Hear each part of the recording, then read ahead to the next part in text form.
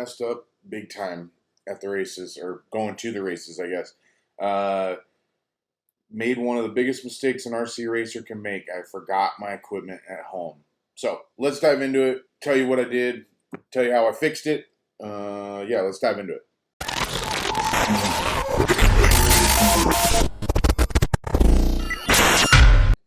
What's going on, everybody? Walter with the RC Addiction Vlog. Guys, welcome back to the channel. Welcome back to the RC Vlog. Guys, I can't believe I did this. I pulled a rookie mistake. I went up to Rick's this weekend, or on Friday night, and when I got there, I realized I forgot my tools. I forgot my MIP tool bag. I don't even know how I did it. Well, actually, I do know how I did it. So, normally when I go out bashing or go out anywhere with any of my RTR like bashers or go anywhere other than the racetrack with RC cars, I have this little, and you guys have seen it before on the channel, it's this little Fly Racing helmet bag. Here, I'll show it to you. Bam, little helmet bag, okay? Fits all my remotes, fits my LiPo bags, fits my MIP tool bag, fits everything right in there. It's easy to carry with you to the park. Pretty simple idea. Until I forget things in it. So basically what I did, took my tools with me just in case I need to fix anything on Thanksgiving when we did a little bit of bashing up at my parents' house. And when I went racing Friday night, I realized when I got to the track that I hadn't taken my MIP tool bag out of my basher bag. And I didn't know what I was going to do. I had to change tires. I had a couple things I needed to do on the car, or on the stadium truck and on the buggy, and I didn't know what I was going to do. And of course, all the guys at the track are very, very helpful. I could have more than asked them to, borrow a wheel wrench or borrow anything. Any of the guys would have helped me with a tool if I needed it. But it kind of dawned on me that I needed to fix that situation. I needed to fix having a set of tools for my basher setup and a set of tools for my racing setup so that this couldn't happen again, because you don't want to be at the track without your tools, like I was, pulling a rookie mistake. So what I did, now fortunately for me, Rick does a very, very good job of keeping his hobby shop stocked up, and so I thought, well, here's the perfect opportunity. Maybe what I'll do is I'll get me a set of tools, maybe a small compact set that I can put in my basher bag. Something that can stay there, something I don't have to worry about getting or moving back and forth between my race setup or my race, set of racing things versus my bashers. So that's exactly what we did, and I'll show you what we did. So Rick does a really good job of keeping his hobby shop stocked, and one of the companies that he does really well or has a lot of things with is Sticky Kicks RC.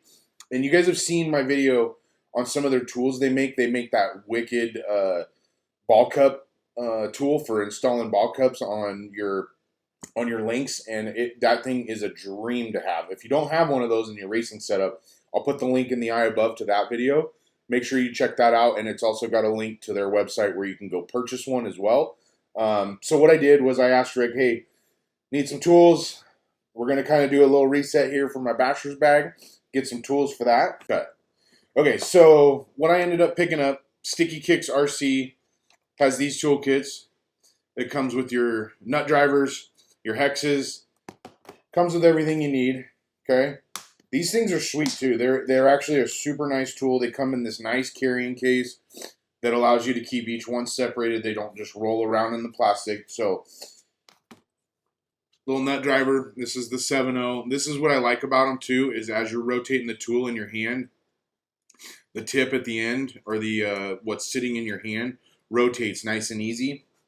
Makes for an easy, very easy tool to use. So, yeah, we ended up getting the nut drivers. So you've got 4.0, 5.5, 7.0, and 8.0 in the nut drivers, and then in the hex drivers, you end up with 2.0. There's a bunch of them in here. I don't even know. 2.0, 1.5, and I haven't even opened all these. 2.5 and 3.0. So enough to get you through, especially with your basher setup, right? I mean, these things for basher is perfect because they come in the nice cases. They will go in my bag, that Fly Racing bag, just perfect. They won't take up too much room. They offer them in different colors as well. So you got blue, red. There's a full black set. They've got a bunch of different colors that they offer. We had to go with the red to kind of help match our color scheme on everything we do with the channel. So we did that. And then another thing I did, which I kind of did this out of just spur of the moment or an impulse buy, if you will. So I don't really have like a car stand for working on my mini bashers, if you will. Some of the Groms, the Typhoons, some of my mini crawlers, things like that. So Sticky Kicks also makes a 3D printed carbon car stand. And so I ended up going ahead and snagging one of those as well. Now I got this one in the Tiffany blue, and I did that one for a reason, and I'll show you why. It's because I figured it would match the Armored Grom. Super good. So we ended up picking up this car stand. Now the cool part is it's got a couple holes cut in the top so that you can either use it for keeping your tools lined up or for shocks while you're rebuilding shocks. It's another good way to utilize those holes. The car stand is collapsible. You take the 4 screws out of the top, and the legs come right off so that you can collapse this thing nice and well. It does come in like a nice bag too. So this is the bag it comes in so that you can kind of store it back in the bag, if that makes sense.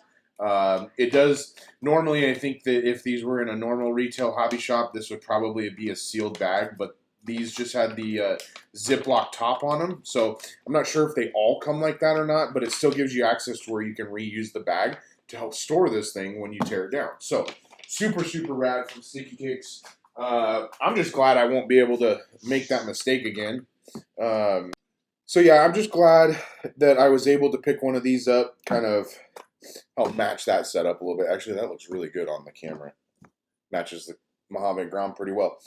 Anyways, another thing I'm glad I won't be able to make that mistake again of forgetting my tools, because tools are important, guys. So make sure you grab some of the Sticky Kicks nut drivers and hexes.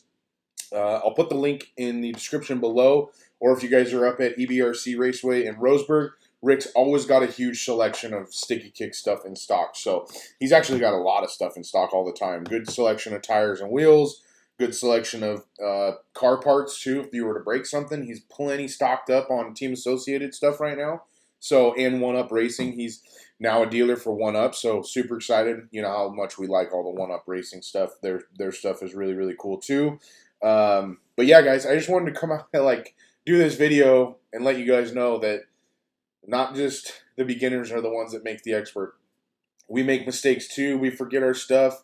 And that's why we rely on the hobby shop. So hopefully you guys enjoyed this video. If you did, smash that like button below. If you like these tool setups, contact Rick, contact Sticky Kicks, get yourself a set. We appreciate you guys watching. Make sure you subscribe to the channel as well. And as always, guys, we will see you next time.